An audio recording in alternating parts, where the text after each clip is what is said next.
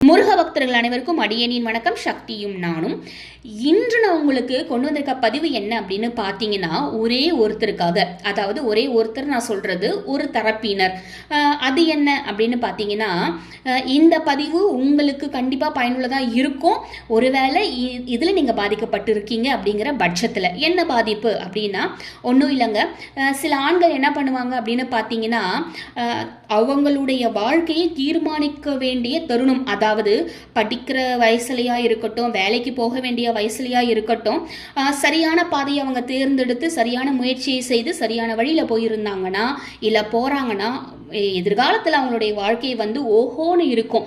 அந்த மாதிரி நிலையில் இருக்க வேண்டியவங்க சின்ன விஷயத்தில் அப்படியே கொஞ்சம் தடுக்கி விழுந்தார் போல பெண்கள் பக்கமாக அவர்களுடைய ஆர்வம், அவங்களுடைய முயற்சிகள் அனைத்தையுமே செலுத்தி இது நமக்கு சரிப்பட்டு வராதுன்னு ஒரு காலத்தில் தெரிய வந்துடும். எப்போ தெரிய வரும்னா அவங்களோட வாழ்க்கையே முடிஞ்சு போயிருக்கும். அந்த நேரத்தில் தெரிய என்ன பிரயோஜனம் சொல்லுங்க பார்க்கலாம். அந்த நேரத்தில் இருந்த காலகட்டம் எல்லாத்தையுமே நம்ம முயற்சி செய்ய வேண்டிய அந்த நேரம் எல்லாத்தையுமே வீணாக்கின பிறகு வீணாக்கிட்டனே அப்படின்னு வருத்தப்பட்டு பிரயோஜனமே இல்லை இல்லைங்களா?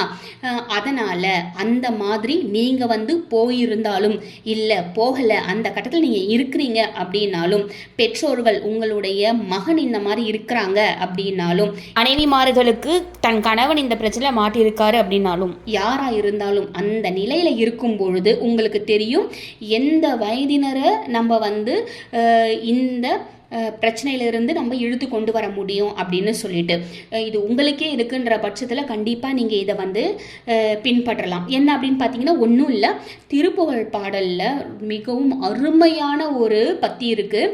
அந்த திருப்புகழ் பத்தியானது அவ்வளவு அற்புதமான பத்தி. அதன் விளக்கத்தோடையே நான் உங்களுக்கு கொடுத்துருக்கேன். இந்த பத்தியை நீங்கள் மனதார பாராயணம் செய்யுங்க. பார்த்தே பாராயணம் செய்யலாம். நீங்கள் பார்த்தே அதை பாடுங்க. உங்களுக்கு அதனுடைய விளக்கம் எதற்கு நான் கொடுத்துருக்கேன்னா, உங்களுடைய மனமாற நீங்கள் அதை சொல்லணும், உணர்வு பூர்வமாக சொல்லணும் அப்படிங்கிறதுக்காக தான் நான் உங்களுக்கு அதனுடைய விளக்கத்தையும் கொடுத்துருக்கேன். அதன்படி நீங்கள் அதனை பாராயணம் செய்யும் பொழுது உங்களுடைய மனம் அலைப்பாயாது, தவறான வழியில் போகாது, சரியான வழியில் போகும். உங்களுடைய வாழ்க்கை சரியான பாதையில் சென்று சரியான வெற்றியை உங்களால் அடைய முடியும். உங்களுடைய வாழ்க்கை தரத்தை உங்களால் மேம்படுத்தி கொள்ள முடியும். நல்ல நிலைமைக்கு போக முடியும். அதற்காக தான் இந்த பதிவு. வாங்க, இதுதான் பாடல். அவனிதனிலே பிறந்து மதலையெனவே தவழ்ந்து அழகு பெறவே நடந்து இளைஞனாய்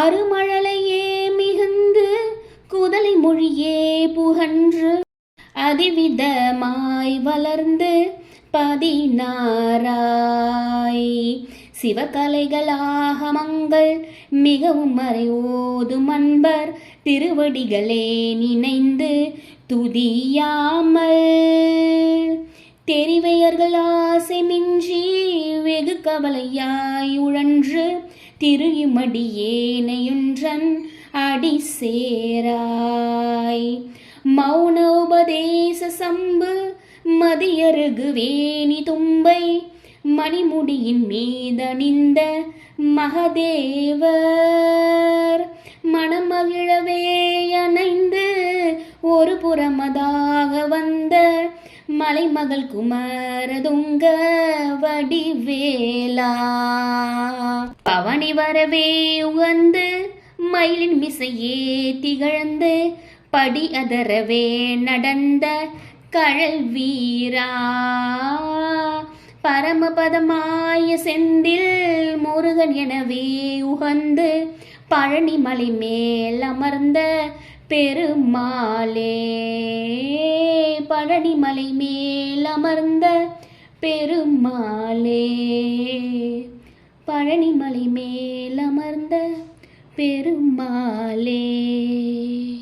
இந்த திருப்புகழ் பாடலுடைய விளக்கம் என்னவென்றால், வேத ஆகமங்களின் முடிவாகிய அத்வைத உண்மையை வாய் திறந்து கூறாமல் மௌனமாகவே இருந்து கல்லால மரத்தின் கீழ் நால்வருக்கும் உபதேசித்தளித்த சுக காரணரும் சந்திரன், அருகம்புல், தும்பை, கங்கா நதி ஆகியவற்றை அழகிய சடையின் மீது தரித்து கொண்டுள்ள தேவருமாகிய சிவபெருமான் திரு உள்ளம் களிப்புறுமாறு கலந்து அப்பெருமானது இடபாகத்தில் எழுந்தருளியுள்ளவரும் மலையரசனது திருப்புதல்வியுமாகிய உமாதேவியாருடைய திருக்குமாரரே, வெற்றி பொருந்தியதும் கூர்மையுள்ளதும் ஆகிய வேற்படையை உடையவரே, திரு உலா போந்தருள்ள அன்பு கொண்டு மயில் வாகனத்தின் மீது ஒளியுடன் வீற்றிருந்து உலகம் கிடுகிடு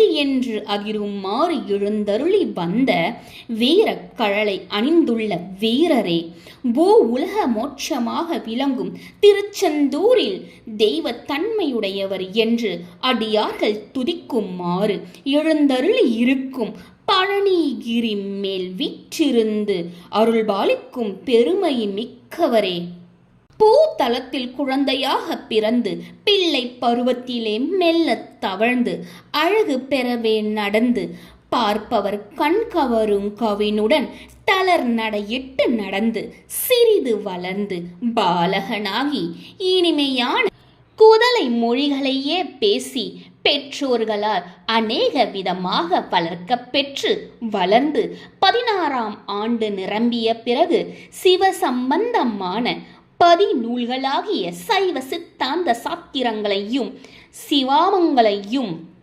வேதங்களையும் நன்றாக கற்று தெளிந்து மிகுதியாக அதனையே ஓதுகின்ற மெய்யன்பர்களுடைய சிறந்த பாதங்களையே பற்றுக்கொடாக எண்ணி தோத்திரம் செய்யாமல் பெண்கள் மீது மிக்க ஆசையுடையவராகி அவ்வாசை காரணமாக மிகுந்த வருத்தத்தை அடைந்து சுற்றி திரிகின்ற அடியேனே தேவருடைய திருவடியில் சேர்த்து அருள்வீராக என்பதே ஆகும். இந்த திருப்புகழ் பாடலில் இருக்கிற ஒவ்வொரு பாடலுமே முத்தான பாடல்கள், முத்தான நல்ல கருத்துக்களை கூறக்கூடிய பாடல்கள். அந்த வரிசையில் இந்த பாடல் என்ன விளக்கம் உங்களுக்கு தருது அப்படின்னு பார்த்தீங்கன்னா, நான் ஏற்கனவே சொன்ன மாதிரி உங்களை நான் வணங்கணும், நீங்கள் என் மனசில் இருக்கணும். ஆனால் உங்களை நான் வணங்காமல் பெண்கள் பின்னாடி சுற்றிக்கிட்டு நேரத்தை வீணடிச்சுட்டு இப்போ நான் கஷ்டப்பட்டுட்டு இருக்கேன், இந்த மாதிரி பிரச்சனையிலிருந்து என்னை மீட்டு கொண்டு வர மாட்டீங்களா அப்படிங்கிறது தாங்க இந்த பாடலுடைய பொருள். கண்டிப்பாக இந்த பதிவு உங்களுக்கு பயனுள்ளதாக இருக்கும்னு நினைக்கிறேன். உங்களுக்கு பயனில்லை அப்படிங்கிற பட்சத்தில் கூட உங்களுக்கு தெரியும் இந்த பதிவு யாருக்கு கொடுக்கலாம் அப்படிங்கிறது. கண்டிப்பாக கொடுக்கலாம். கண்டிப்பாக யாரெல்லாம் நல்ல நிலைமைக்கு வரணும்னு நீங்கள் ஆசைப்படுறீங்களோ அந்த ஆண்மகன்கள் யாருக்கு வேணுனாலும் கொடுக்கலாம். அவங்களுக்கு நீங்கள் ஷேர் பண்ணுங்கள். நீங்கள் லைக் கொடுக்கறது மூலயமா இந்த பதிவு நிறைய பேருக்கு போய் சேரும். நான் இந்த இதில் எந்த தவறான விஷயமும் சொல்லலை. நான் எந்த விதத்தில் சொல்கிறேன் அப்படின்னா, ஆண்கள் அவங்களுடைய நேரத்தை வீணடிச்சிடாம அவங்களுடைய சரியான பாதையில் முயற்சி செய்ய வேண்டிய நேரத்தில் சரியான முயற்சியை செய்து போய் ஒரு நிலையில் நின்றாங்க அப்படின்னா அவங்களுடைய தேவைகள் அனைத்துமே தானாக தேடி வரும். அதற்காக கூறப்பட்ட பதிவு தான் இது. கண்டிப்பாக இந்த பதிவை நீங்கள் பாராயணம் செய்யுங்க. கண்டிப்பாக உங்களுக்கு நல்ல நிலைமை கிடைக்கும். அதன் மூலயமா உங்களுடைய ஆசைகள் அனைத்துமே நிறைவேறும். நீங்கள் கவலையே பட வேண்டாம். இந்த பதிவை முழுசாக பார்த்த உங்கள் அனைவருக்குமே நன்றி. ஓம் முருகா. சச்சிதானம்.